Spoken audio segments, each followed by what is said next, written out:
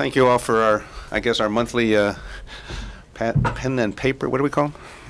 Pad and pen, pad and pencil, pen and paper. Thank you, David. And it's always a pleasure to talk to you. And I think we're doing some things for San Diego. Creating some questions that have not been really asked before, I think. But you know, we opened up our office in Tijuana last Friday. We've put up cameras like the SEAL camera. You should watch that if you haven't watched it. By the way, you could see the birth of a pup. The only time, I mean, you can do that, and it's incredible. It's the only urban place where you can see this in the whole Western Hemisphere. We've taken down cameras. We've you know, opened up the some of the contracting processes, and the open meeting that we had starting on the first Saturday of the month was incredibly interesting and successful. So I think we're moving forward. We're working, obviously, our contract negotiations have started with our public employees. Our budget proposal, sort of simultaneous with that, and obviously impacts on the contract negotiations. So we're working on our April 15th budget submission. Many of you know, I think today at committee they talked about, we had a so-called, it's a little past mid-year, but our mid-year budget proposals. We have projected a surplus coming up for this fiscal year, $5.5 million. And I've proposed to the council that they use part of that, at least, for police and fire, especially new equipment. About $1.6 million of that money for new equipment.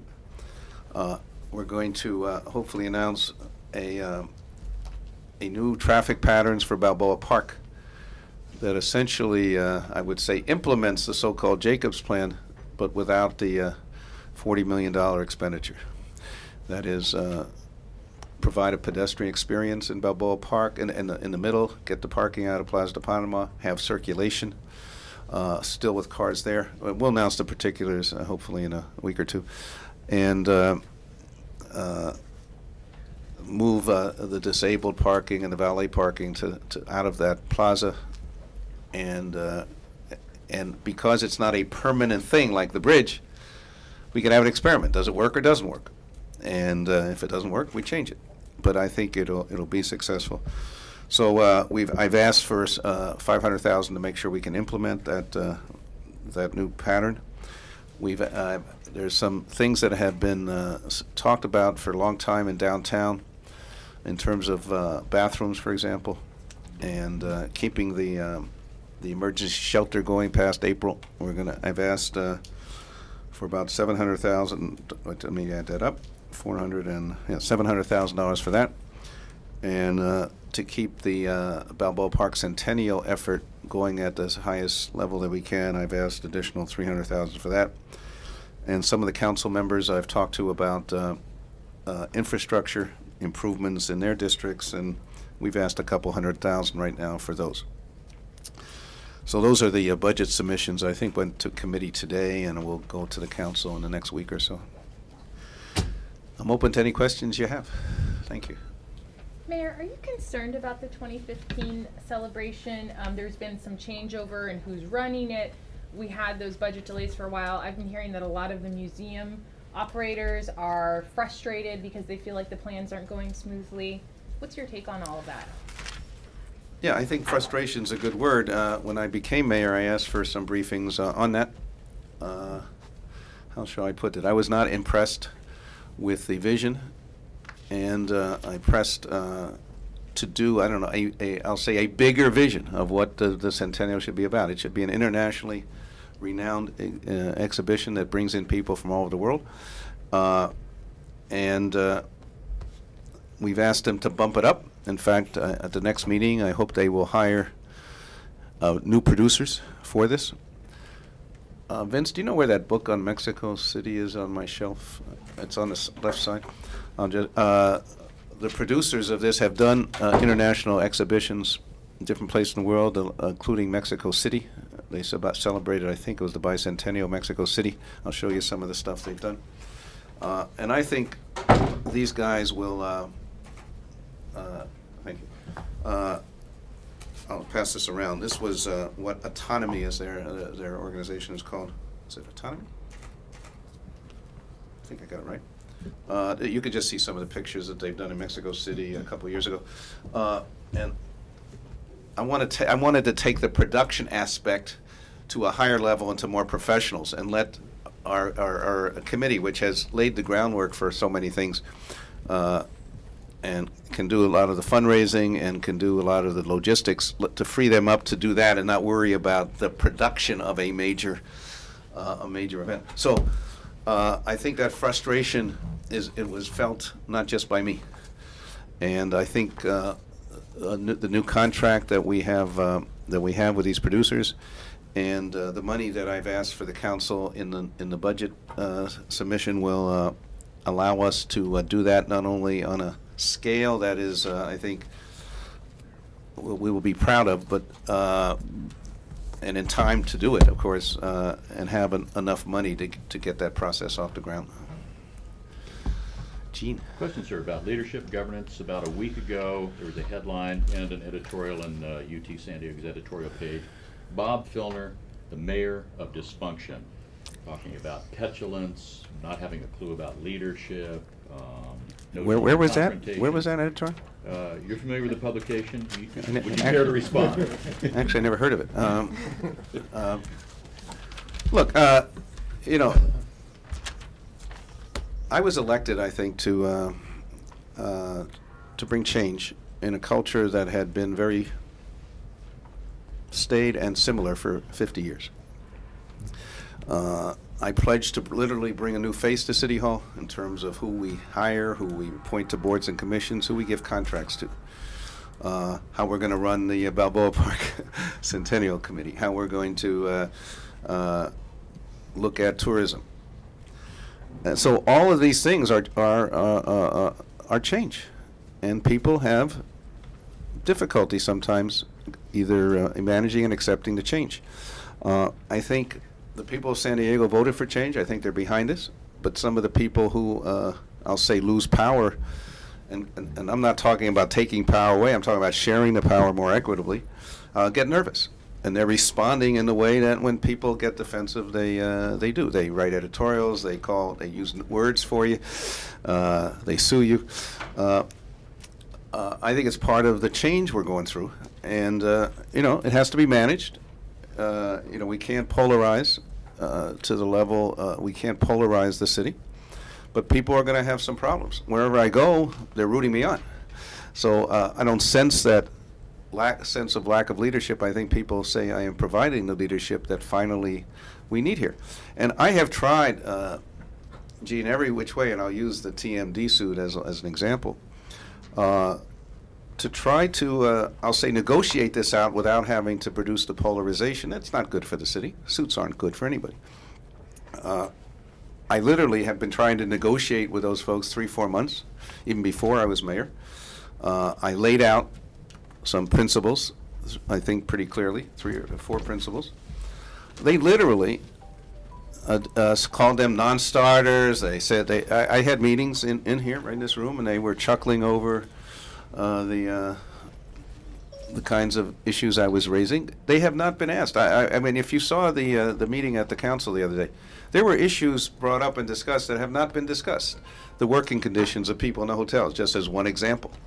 Whether the money, how do they calculate that they're producing such a good effect? I mean, the independent budget analyst said they don't know how they got there. I was just looking for the form they fill out for determining how many extra rooms. I mean, it's just a guess, and it is no scientific basis as far as I can see.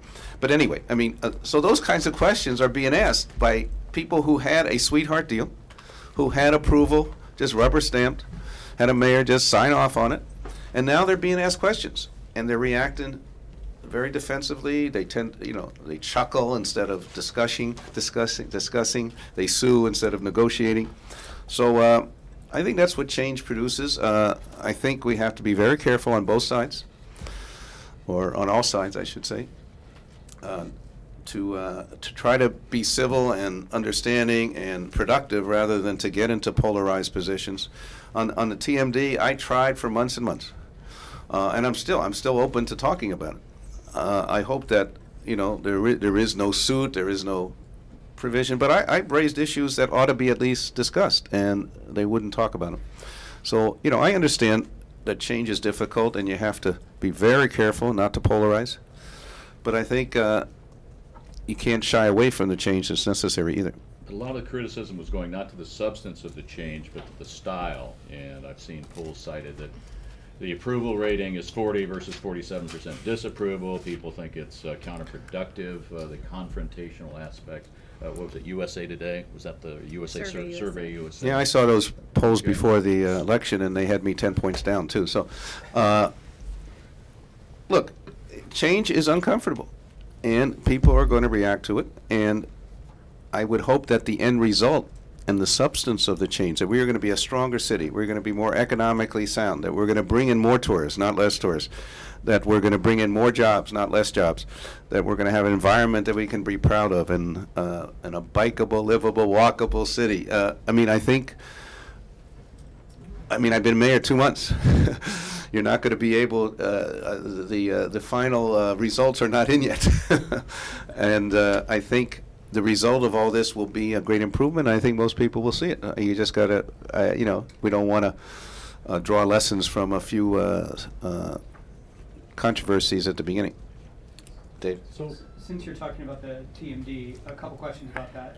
One, is there anything, I realize closed session is closed for a reason. Is there anything you can say about what occurred in closed session yesterday on that? And then the other question has to do with I believe you believe that the TMD assessment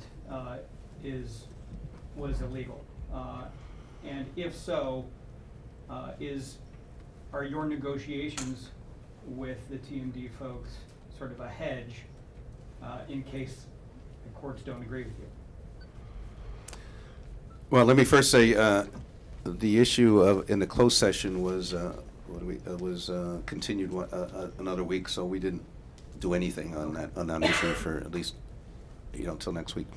On the bigger issue, let me first say I'm more and more convinced, and our case is weak, that it is an illegal. It was done illegally because it is a tax and not a fee, and taxes have to be voted on by the public. And everything, you know, I saw the presentation at the council meeting. The city attorney made it very clear that if a fee is a fee, it has to be tied to the benefit of those who are paying the fee. Well, they were talking about benefits to our region, our city, even jobs, which is a great benefit, but it's not a benefit to the people paying the fee, right? I mean, so everything they said proves it, and proves it's a tax. And by the way, when I talk to them, and you talk to them, why do they say, you know, these are the same people generally who are for managed competition, privatization, government can't do anything. All of a sudden they want the government involved. And I'm saying, why do you need us? Just, form your group and collect the money and advertise. They say, well, not everybody will pay. Why is that my problem, by the way? But if not everybody will pay, what is the purpose of the TMD? To have the city and the county assess, it's a forced assessment on people who would not otherwise pay. I think that equals a tax. That is, there's no self-assessment. Most of the hotel owners, smaller ones that I talked to, voted against it, but they're outweighed in the weighted version. So a forced assessment is a tax. So I don't know how they get around that. Now, but that is in legal limbo, as in several things we have. As you know, Prop B is in legal limbo. The convention center financing is in legal limbo. While these are in limbo, we have to move forward. And so I'm willing, as I said, to negotiate the terms of what we are until that is resolved. They simply don't want to negotiate. But it's not a hedge. It's the reality is we have a TMD, or there's a proposal for a TMD. I don't think it's legal, but it's there. So I want to get the best deal for the city. And nobody can say that there is not a direct nexus between tourism and the need for police services, the need for what they call first responders, for lifeguards. Come on, the tourists are up at the beach. Potholes. All these are tourist intensified. So nobody can tell me, and other cities have done it, make the connection between what that money could go for. And I'm saying give the city a better deal. I'm also saying, if they can't prove it, but they claim that, I think they claim $60 million in increased TOT. That is, out of all this stuff that they're gonna do in the, advertising and bring the city in, we get $60 million. I said, well, that's $600 million in your gross revenues, because 60 is 10%. 600 million? Why do I only get 60? I mean, this is agreement between, they claim between the assessment, so I could ask for more. Give me 100 million, give me 200 million. It's a deal between a private organization and the city. So I don't understand why it's out of the question, either legally or any other way, that I can't ask for a better deal for the city. They're used to a sweetheart deal. They're used to shuffling the money to their people in Conviz and whoever their advertising are. I think you guys ought to audit that a little better, what they're doing with it, who's getting the commissions on the advertising, who's, I could tell you, it's all the old boys network, I will bet on it. They claim that there's $1 million has been collected for this TMD in the first, so that they can't spend. How am they say somehow we postponed a $5 million buy? That's what they're saying, right? They had to cancel it or postpone it. Where's the $5 million? I didn't see it any of their, in their own, they don't have the money to do it anyway, so I don't know what they're talking about. I think you guys gotta not just accept their statements, but look at the financials. There's money, there's about $4 million in the old TMD that has not been fully, there's accounts receivable and stuff, but I don't know if they could spend that on this one or not. But I don't see how I'm holding that up. And I would say to them, if you think we're holding up your advertising, just advertise. Collect the money. You could put any amount of money as a private, corporation into advertising. They can collect money from the 5 biggest hotels, which control all the votes anyway, and advertise. I mean, they keep claiming, for people who want smaller government and privatization and, managed competition, they keep saying we can't do it without the government. I don't understand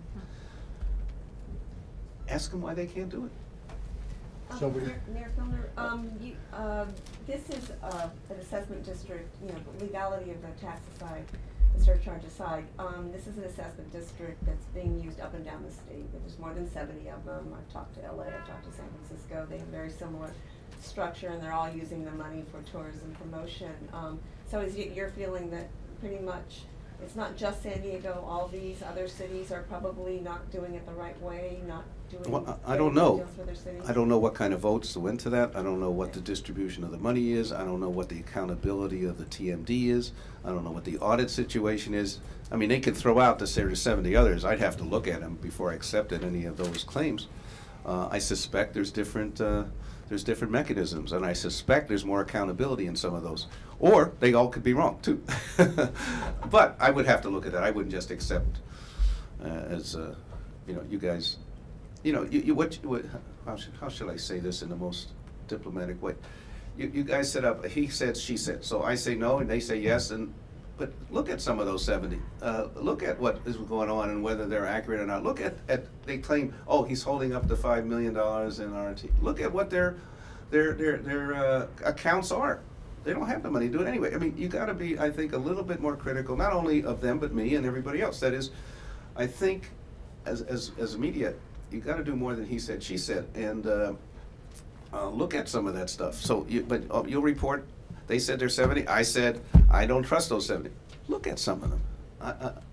I just bet you that the LA one is more accountable than ours. I mean, I haven't looked at it, but I will bet you. They did have their hotel owners vote as well in a mail-ballot election to approve the tax, and that was the same structure. I don't know. Yeah. Were they weighted? Were they weighted in the same way? I don't know.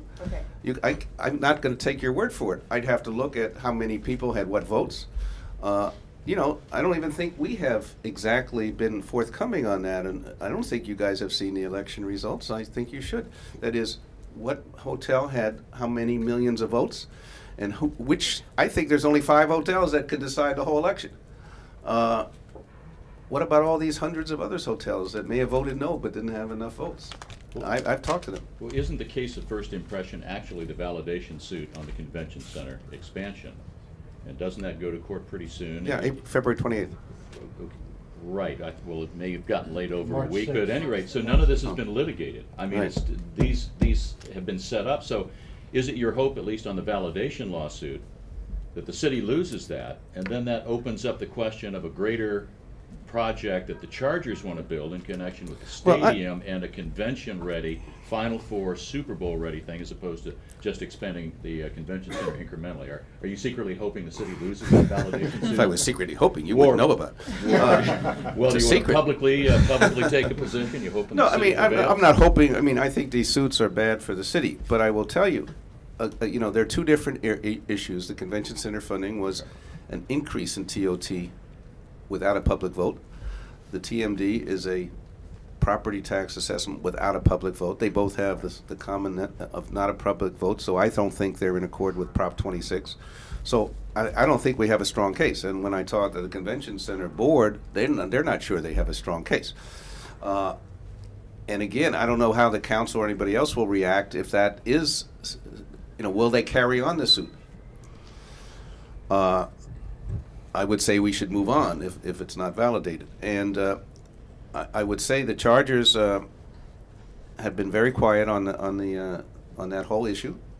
But whether the convention center funding is validated or not, I think the Chargers will be ready then, based on how that comes out, to start talking, negotiating, you know, a deal, because it can be seen what they want is either part of the expansion of the convention center, which I think is a great idea, or it's not. I mean, you know, it depends. But I think that the stadium negotiations will depend on the outcome of that validation suit.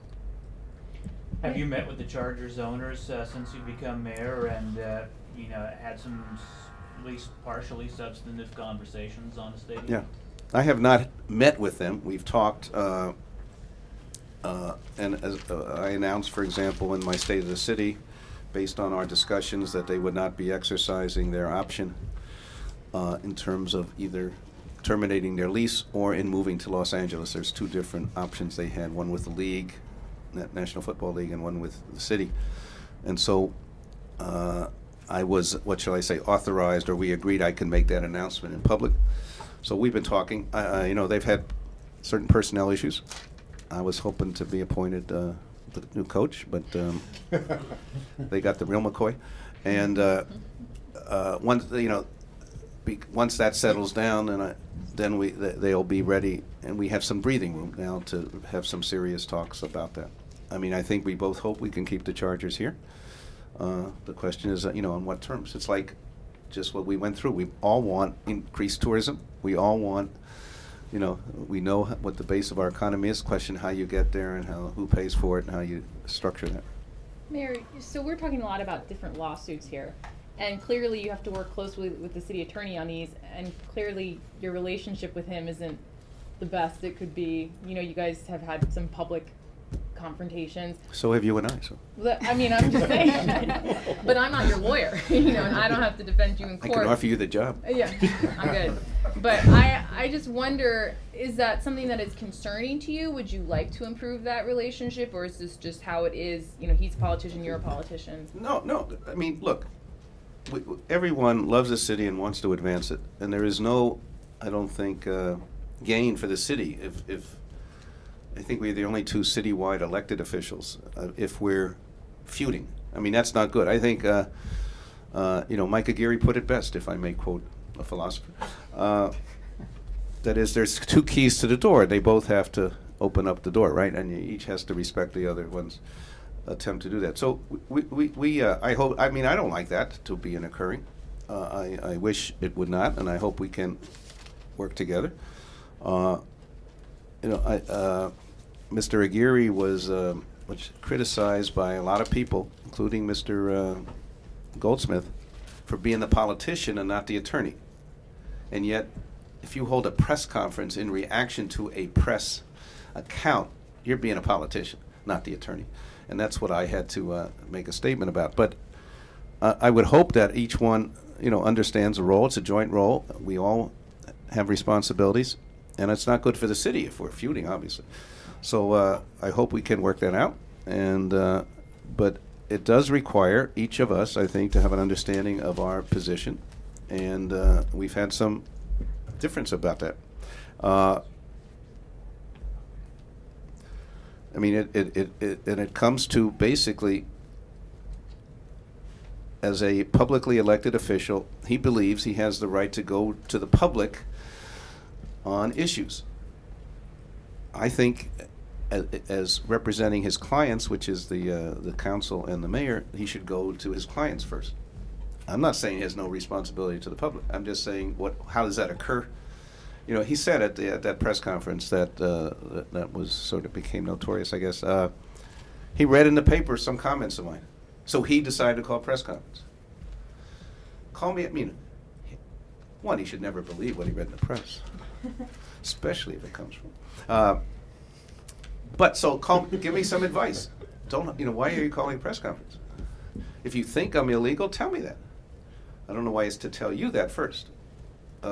So I hope we can work that out. I have an internal question to Internal. ask about. My kidneys are fine if you're interested. I think, I know I can speak for myself, but I've had quite a bit of trouble since you were elected getting basic information from city departments. I mean, we're talking about things like what kind of permit might be necessary for X project, or who's responsible for X? How does meet and confer work? And I'm wondering how perhaps we can even work together to make the process work better. But I can tell you there's one request that I have out right now that I've been waiting more than a month on, and I know that the two folks who answered the questions actually submitted them to you. How do you know that? Because they're not authorized to tell you that. Actually, on the campaign trail, you had said that reporters would be able to talk but directly it depends to what the question is. Look, I don't disagree with you on questions of fact, or as I said, the last press conference that I had, or the last pen and paper session. What do we call it? That's what you call it? I know, but I forget what I call it. You branded named it. It's from the White House, actually. There were things going on that I had to get some control over. Signing of contracts, press statements, just two obvious ones. And that we put some, I would say, rigid controls on in the short term, and I stress in the short term, to try to make sure that everybody understands the difference between policy and fact and, that kind of stuff. Mm-hmm. And we're still, I guess, working it out, or trying to work it out. Sometimes we have differences, Lisa, not just with, I'm not saying with you, but what you call questions of fact, we don't always see it that way. I mean, when a colleague of yours starts off with his question of fact is, Mayor, you've been misleading the public on on what you said about the TMD. So if that's the first sentence on the question of fact, I don't think it's a question of fact. That is, I don't care what you're asking, you've already written your story.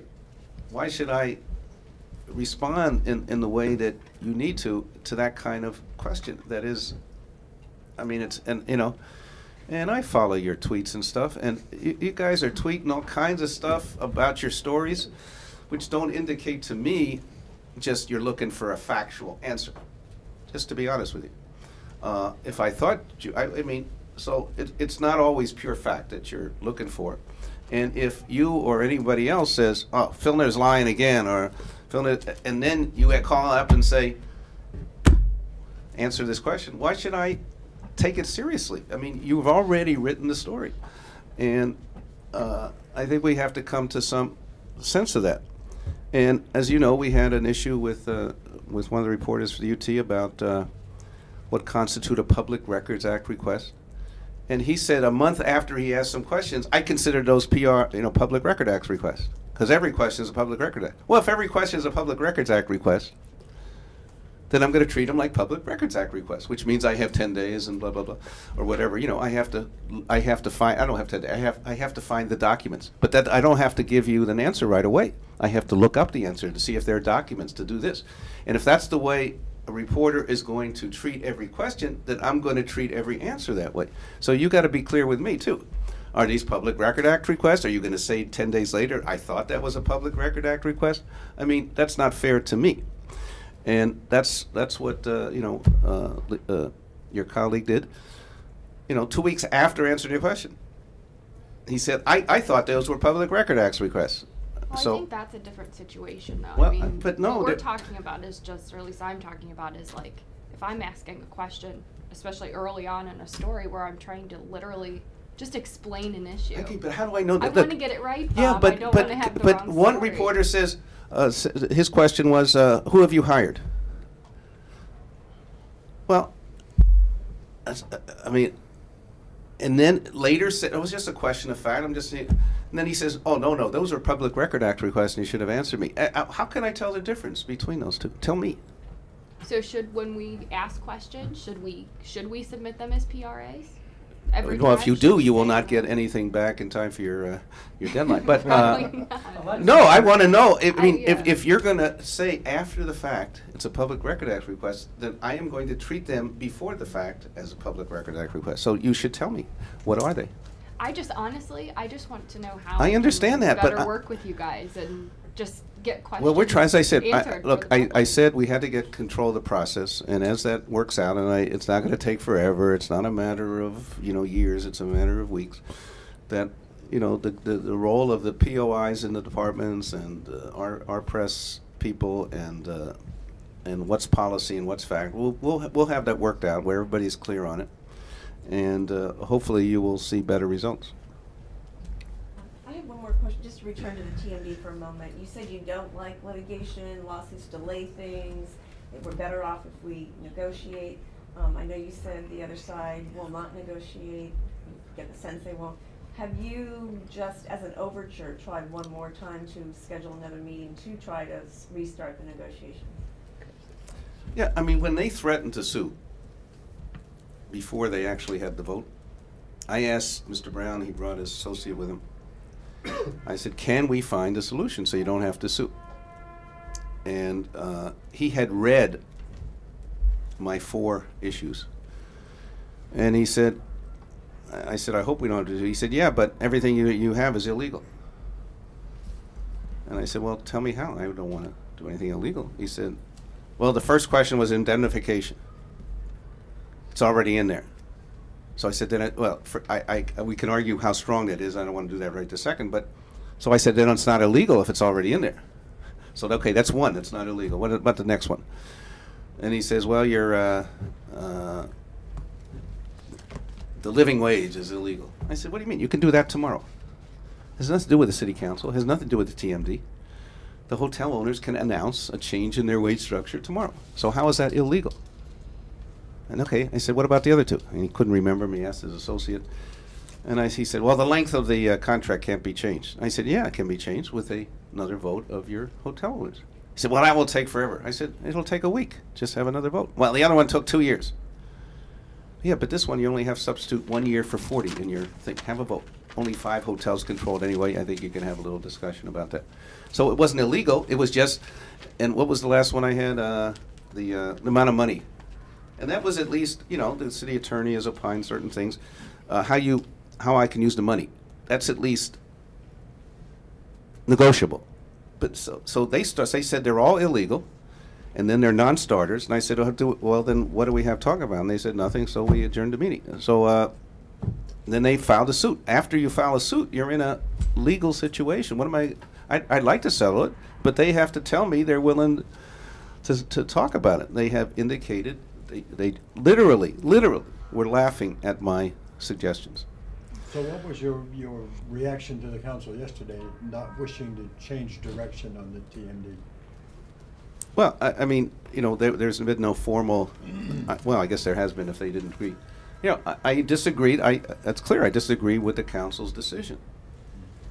And we'll see how that works out. I would hope that, that I could go to the council with the hotel owners, that we can announce some joint compromise, if you want. And then the council probably would accept that. Mayor, it was fun watching you last week. I'm David Gaddismith from Mexico's Perspective. It was fun watching you last week at your office opening in Tijuana, where your use of humor made people laugh. in Spanish. How do you laugh in Spanish? Your use of remarks in Spanish make people laugh. Thank you. In English and Spanish. Thank you, David. You've got this free space at DATOC, the Tijuana Economic Development Corporation. And while it's a nonprofit, it's backed by all these companies that are seeking to make profit from companies that come in and, you know, basically take advantage of, you know, relatively inexpensive Mexican labor. I was just wondering whether you saw there's any possibility of conflict here, and what you might be doing to mitigate any conflict there might be. And also, it could be just conflict of your own conflict with your labor backing, your position against North American Free Trade Agreement, you know, seeking higher wages for tourism workers here. Thank you. Good question, David. And all these guys should be asking the same question when it comes to, what should I say, EDC, Chamber of Commerce, all of these organizations here in San Diego, the Hotel Motel Association, the Tourist Marketing District. You know, ask about the conflicts and the council and who's back and who. That's a good question, but you should, I hope you all got no wind of that question there. I am trying, obviously, to work to greatly improve the relationship between our two nations. There's going to be big steps. There's going to be small steps. This was a small step, establishing an office. DATOC, or the equivalent of EDC, offered us a free space, and we're going to use it to create new synergies, new communication, new conversations. Just at that opening, there was those kinds of things. So I'm not obligated to anybody or any policy or anything, just by establishing an office there. And if it became a problem, we would move the office. But I mean, it's just a start. I know our first meeting, I think there, or the first person to use the space was former council member Tony Young, who's, as you know, chair or president of the Red Cross here, and he had a meeting with his counterpart in Tijuana. So I mean, we have space, we have energy, and we're going to get, I think, attention, and we have those conversations. We're not indebted to anybody by what, and the conversations aren't guided by them or anything else. So. I wanted to ask about the PERB ruling. Have you made any direction to city officials on whether they should continue to implement Prop B? What do you think? Well, I cannot do that as the mayor. That would come from the council and all of us discussing. As has been pointed out, the PERB ruling was not a ruling by a court, and so the prevailing opinion here is that we still have Prop B. Mm-hmm. We have not been ordered to stop it. As you know, it's no secret I don't like it, but it's the governing principle. And it's going to be, I think it's going to be in legal limbo 3, 4, 5 years. By the way, on that, the basic cost savings of Proposition B was the suggestion, and it was not a mandate because it could not be, that there be a 5-year pensionable pay freeze.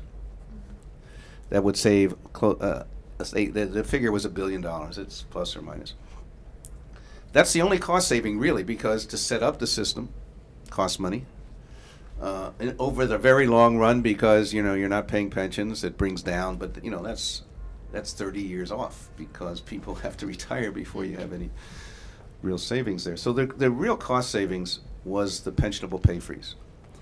I have suggested to the San Diego City Council that we pursue a 5-year agreement with our employees that, in fact, embodies a 5-year pensionable pay freeze. That is, we implement the biggest cost savings of Prop B as a council and mayor, working with our employees. These negotiations have just begun, but so far, the council has, as a whole, has not agreed to that 5-year context. I wish they did. It's costing us, I mean, a 5-year agreement not only gives us labor stability, it saves money because you don't have to have a negotiator. You don't have to, and it gives you the flexibility since we have projected surpluses in the 3rd, 4th, and 5th year. It allows you to do things for employees that don't involve pensionable pay, like, for example, more health benefits. And this is this you should explore. If we do a 5-year agreement, it alters the pension board, SERS, their calculations on how much our payment is every year. And if we say, in our labor negotiations, did have a 5-year agreement, which gives them certainty, it gives them, they can plug in numbers rather than projections. We put $25 million in our budget immediately, $25 million, because of just the change of the calculation. I mean, it's a short run, immediate savings, even though probably in the long run, it's not any change, but it changes the years in which you get that. So the people who don't want a 5-year agreement are giving up that $25 million. That's a significant chunk of money that could be used for infrastructure, it could be used for employee benefits, it could be used for anything. But by turning down so far a 5-year context, we are losing out on that 25-year or $25 million addition to our budget. So I would hope that over the course of negotiations that changes, that we get a 5-year deal. But right now, there is no majority on the council that has approved that 5-year deal. I think that's bad for San Diego that has not occurred. We could be the council, or they could be the council that implements the Prop B even in its legal limbo, because it won't be decided for years. On your mid-year budget requests, the emergency shelter and the Portland Loos, several questions about that. Right now, the emergency shelter doesn't have to undergo, and my understanding, it doesn't have to undergo environmental review because it's an emergency situation that is declared by the council. If you extend the duration of the emergency shelter, does that endanger that exempt status? That's one question. Does your budget request also cover the vet's tent? And the third one is the bathrooms. Does your budget request cover maintenance in addition to installation? Yes. Yes on all of them. Next question. It was a joke, guys. In Spanish.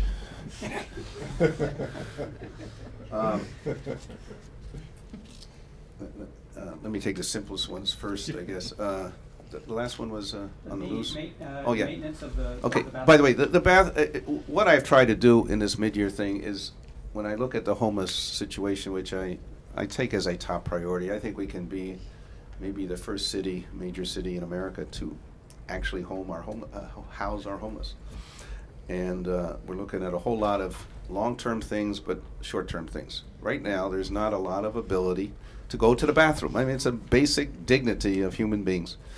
And the council approved these Portland Loos, they're called. They're permanent bathrooms as opposed to porta potties that are, connected to sewage and all that. And they have an architect. I mean, there's an architectural feel to it. It's not just a box sitting somewhere. And the places downtown. I don't have it in the top of my head, but it's like 13th and Market or something like that, somewhere around there. This has been approved by the council. It just hasn't been funded, so I'm asking for the funding of that, which includes maintenance in that.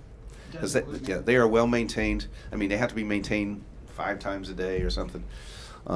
You're not going to get the experience of walking into those porta potties they have down on L and 13th or something. They're just, And the status of the vet's tent? Is that okay, the vet's tent, as I understand it, by the way, we had a great victory.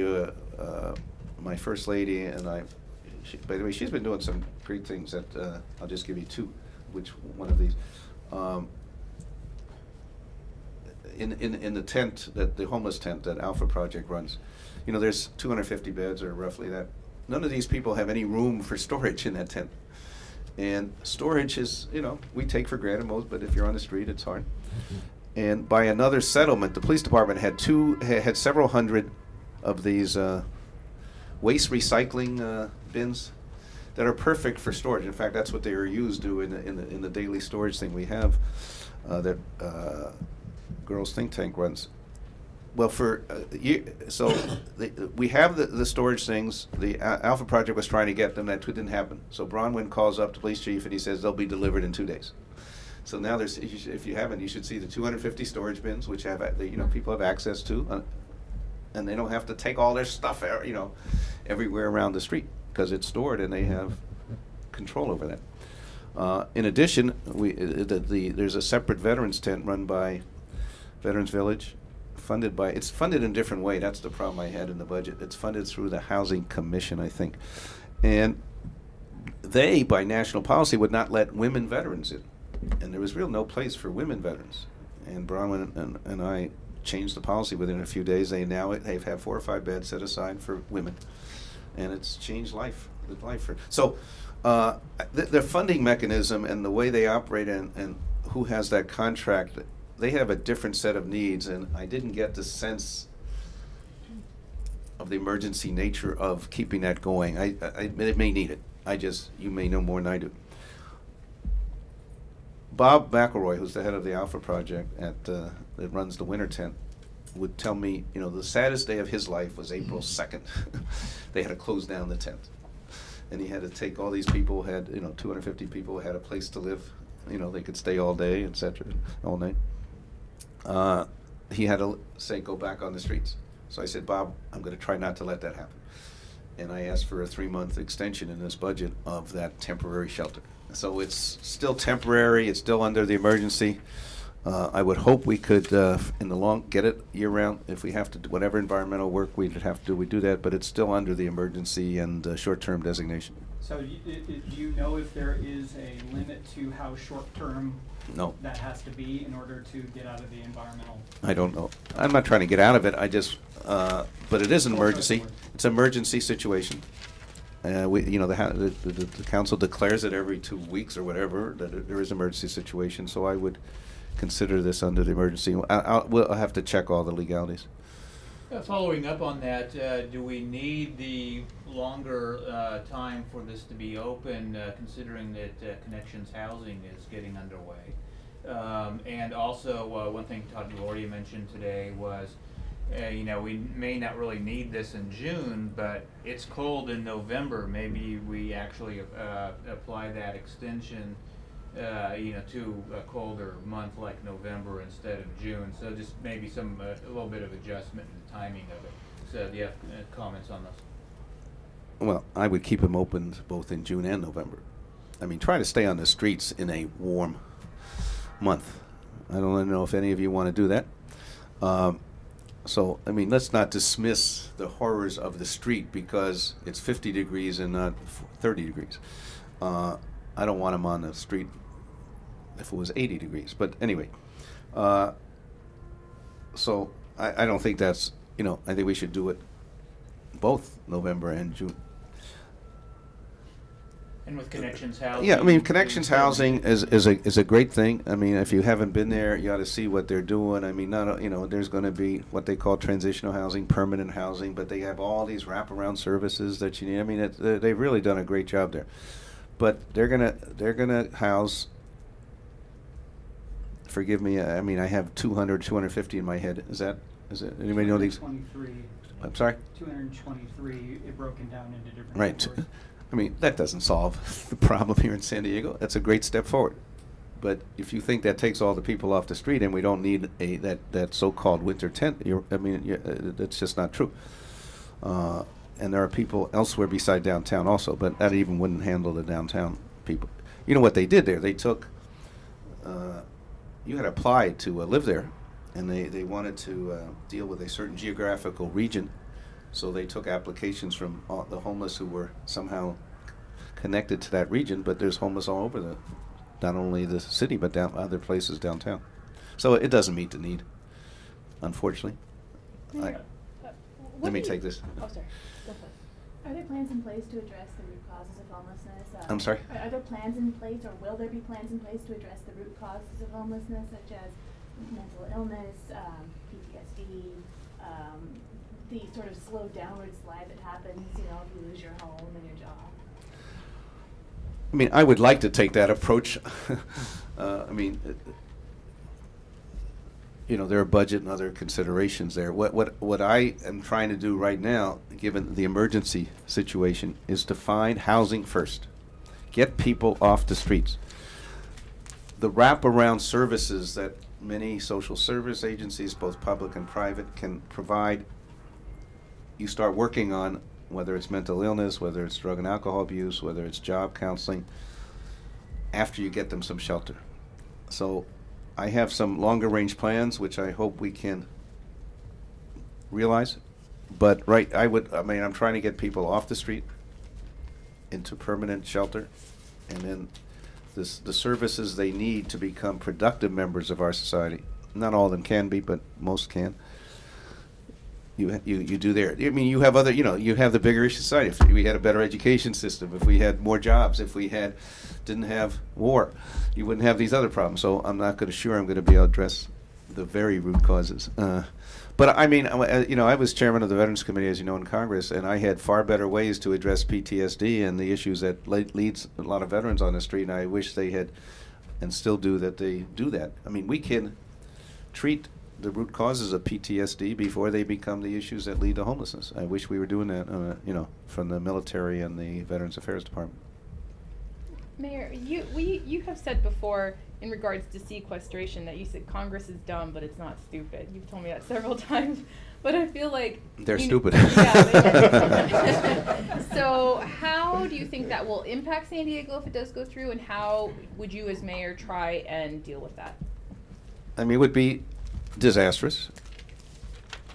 We've already there's some, you know, official requirements or notice requirements by the larger businesses if they think there's going to be layoff due to national policies, and we've gotten some of those from NASCO, for example, and from, I think, BAE, just as, so we can see that, I mean, it's going to be terrible for San Diego.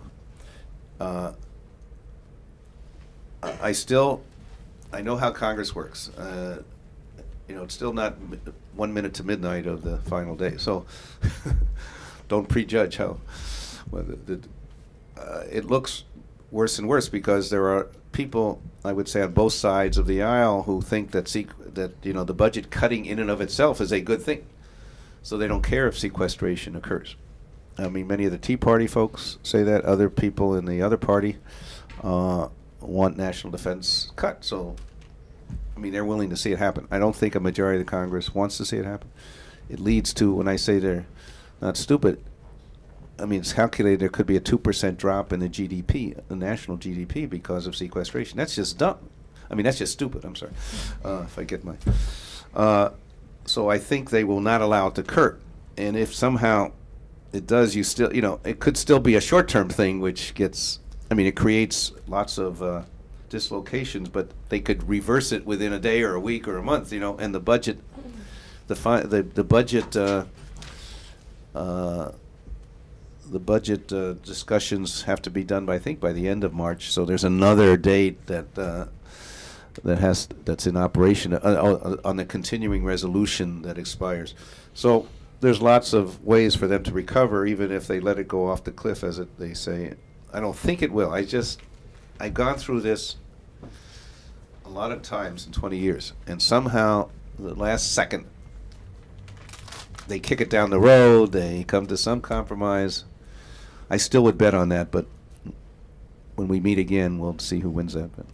But you know, then we have to deal with the consequences. I mean, if that occurs, I frankly, as a city, we have to figure that out and come together. I mean, I went through this on the city council when the defense industry was leaving here in the early '90s, and we put together a emergency economic development strategy, which included further, you know, helping high tech and permitting there and getting capital to them. And we may have to do some emergency things for the kinds of retraining and parts of the economy that we think we can stress. I would hope to speed up my port vision, you know, and understand, you know, just, Katie, if we, as I've said many times, if you had a more efficient border for legal crossers, we put $6 billion in the economy immediately.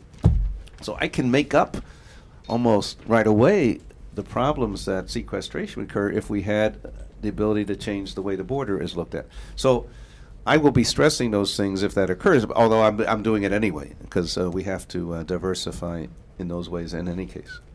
Sir, would you like this to be your last Yeah, question? we got time for one more. On Balboa Park, is this basically traffic cones and concrete barriers and, you know, maybe a traffic cop? And do you plan on briefing Councilman Gloria? Oh yeah, on we're not going to do the- anything without, you know, council support and also the neighborhoods, you know, that are impacted. You know, those on west side of Park versus east side of Park will have a different impact. And frankly, by the way, even if the Centennial wasn't coming, they're closed. You know, if you go over that Laurel Street Bridge or Cabrillo Bridge right now, it's one-way traffic because they're doing reinforcement work and other work. So the traffic patterns have to change. In fact, they're going to have to close down that bridge entirely. I think it's from January to what month? 4 or 5 months. I think it's July. July. We're going to have to that bridge is going to be closed for, I don't know, legal kinds of reinforcements that had occurred certainly before the Centennial. So we would have to change the patterns anyway. So this will prepare people, and it'll be more sophisticated in cones and that, but basically it's a low-tech way. You ban the parking in in the Plaza de Panama, and you have to, what do they call, mitigate for that in terms of disabled parking, for example. For, you know, you have some valet parking, which would be good, but it would have to move that if you have no parking there. And the circulation patterns have got to change. And if you had, just as an example, well, if we closed it off, say, on weekends, and the bridge, so you have no entrance, but from the Laurel Street and the 6th Avenue side, but could enter the park off Park Boulevard and make a turn around and say in that where the turn now is by the statue in Plaza de Panama, you can have circulation, but without the parking there, and really increasing the pedestrian friendliness of it. So all those will be part of a plan that we will vet with the council and with the neighbors, you know, within the next few weeks. But we're gonna have to have a tram system during the closing of the bridge, probably during the Centennial. So we should start dealing with that now. I mean, I proposed it 20 years ago, and we have a tram system in operation now with the Old Town Trolley, but we have to greatly expand that if we're going to expect people to park outside the park. I think it'll be interesting to pursue. We have to do it because of the closing of that bridge. And we'll get people used to it and see if it works, and see, you know, if the institutions, the so-called cultural institutions, are okay with the parking, and maybe some tram at the Alcazar Gardens. I mean, it's going to create some behavior changes, but I think we have to do it. Thank you all very much, guys.